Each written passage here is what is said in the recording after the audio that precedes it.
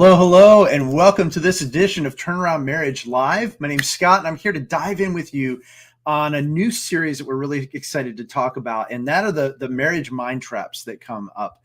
And one of those things are the subtle things that come up that maybe you didn't even realize, the things that in your mind, the ways of thinking that tends to get couples stuck in their marriage, or even at worse, can be extremely destructive. I think today is both of those. I think what we're going to talk about today is one that's destructive and one that keeps people stuck for a long time. And that is the subject of self-concern. So I'll explain what I mean by that in just a few moments. But guys, first of all, I want to make sure that if you're finding us on Facebook, that you make sure that you are, first of all, liking our coaching page and also part of our Facebook community, both called Turnaround Marriage. If you search Turnaround Marriage, you're going to find both of those. And in our community, you're going to be not only getting all our content, but also getting a lot of encouragement. There's a community that we're building there as well. Make sure you like our coaching page so you see all the fresh things that are coming up.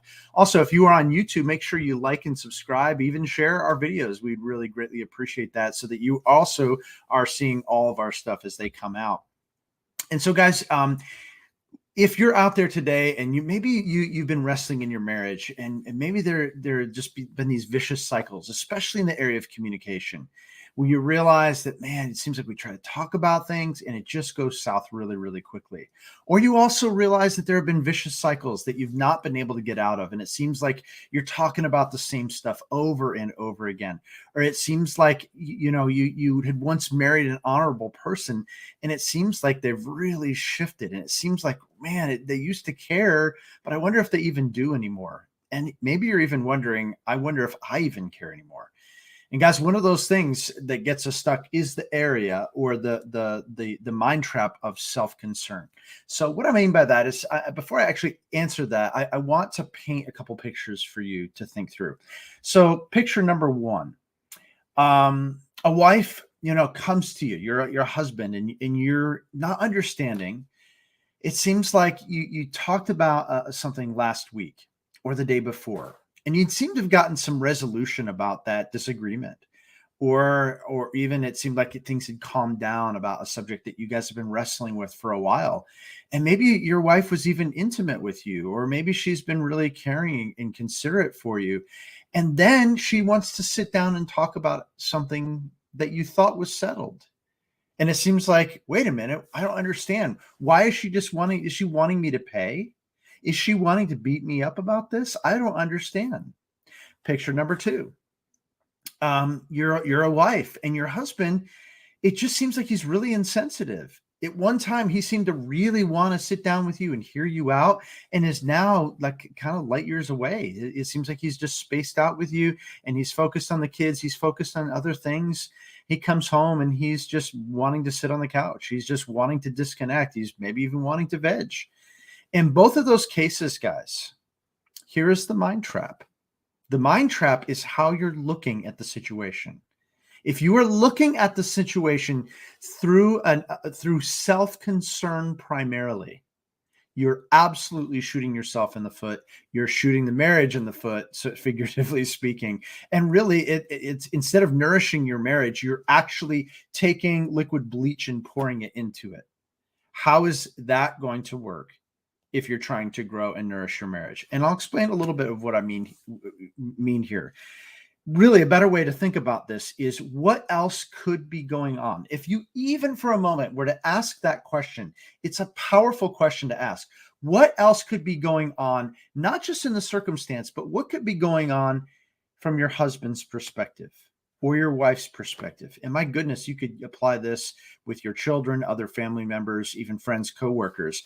But even to have a moment of empathy, to ask the question, instead of just thinking about it through that lens of self-concern and the fact that you felt offended and the fact that you felt like you've been, your feelings haven't been considered, to pause your own consideration, to pause your own feelings of feeling attacked or neglected or whatever those negative feelings are towards the other person, that you've been offended, to pause that and to say, wait a minute, what is going on? Now, for men, If your wife seems to be wanting to bring things up again, it's not because she's wanting to attack you necessarily. It's not because she's wanting you to really, really pay the price. It's not even because she wants to really, really make sure that you're understanding it. She just, with the way a woman is wired, she is needing to be heard. She is needing to explain it, to make sure that you really understand, and to know even more than that, that she is going to be cherished. In other words, there's probably a little bit of fear there. Am I still lovable? Will he still pursue me? And if you can pause things for just a moment and to realize where she's coming from, instead of just thinking, well, she's been just so naggy with me the last few years, and this is just who she's become, and this isn't the woman I've married. Of course she isn't. You're also not the man that she married. Equally so, guys, in this, if we were to flip the script around, for wives, if your husband is coming home and it seems like he's disconnected, what could be going on? Is it simply that he just doesn't want to connect with you? He only wants to use you maybe for sex, and then just to go on his merry way? Is it that he just doesn't value you and he doesn't want your opinion, doesn't want to be connected with you? I suppose that's possible. But what might be going on behind the scenes? What else could be going on? It could be as simple as he's just really tired after he gets home from work, but it could also be that he's felt like he's not been valued. He might feel like he's not been respected or encouraged or loved by you. And that's how a man hears love, by being encouraged, by feeling respected, by hearing that he's an honorable guy, and saying, hearing that he's valuable, that he's being encouraged. It's really, really important for a man. And to pause, ladies, and to think, wait a minute, what else could be going on here? And not just look through the lens of your own self-concern. This is a game changer. This can be really, really powerful if you can just pause for a minute and think about the other person. And let's just break this down for a moment. And obviously, I'm not talking about an abuse situations. If there is abuse situations, then you do absolutely need to be concerned with self and obviously children. That's obviously, I'm not talking about that situation. But if you're thinking about your life and the dynamics in your marriage and the rockiness, or the hurt feelings, or the fact that things have not been good for a while, whatever you want to think of it as, the heart of the matter is that you're not thinking as a team. You're thinking as an individual. You're thinking very individualistically.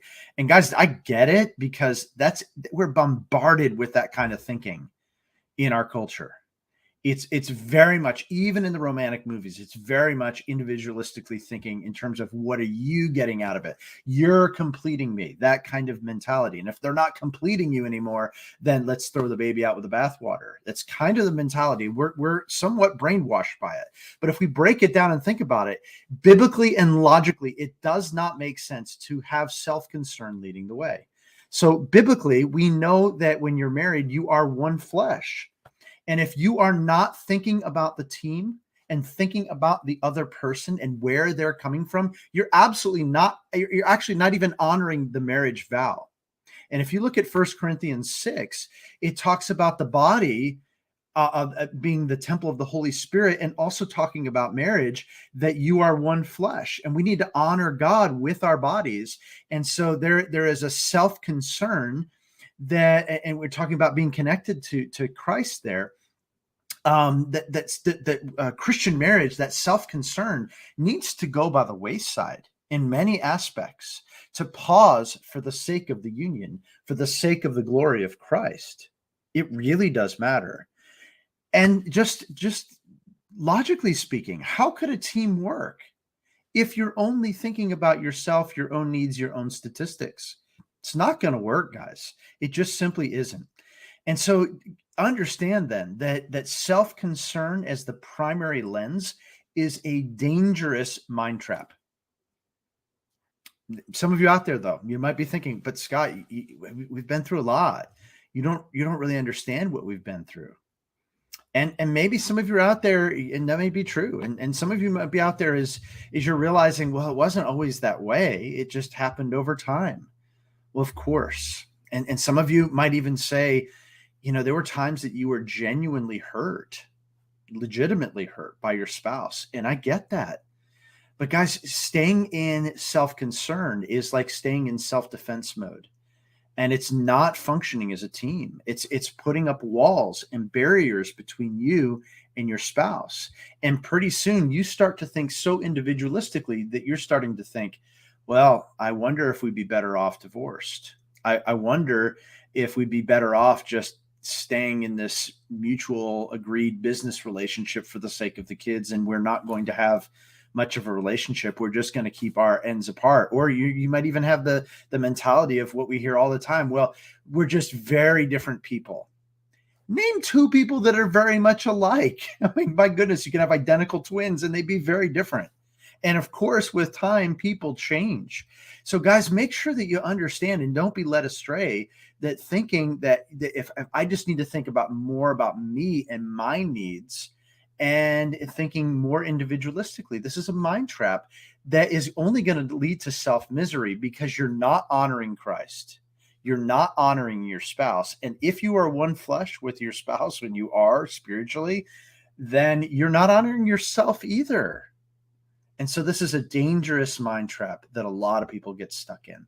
So what I want to do to encourage you guys is, yes, absolutely. We need to break out of that. We need to change the way our thinking. And maybe this is going to serve as a wake-up call for a lot of you out there and thinking, Scott, you're so right. I really need to be thinking about in those moments of disagreement or moments where I don't understand where my spouse is coming from, just really doing an internal check and asking the Spirit to guide me in those moments, to really give me that peace, to be slow to speak, quick to listen, and so that you can really think about the other person, where they're coming from and what their feelings might be and what they might be going through personally.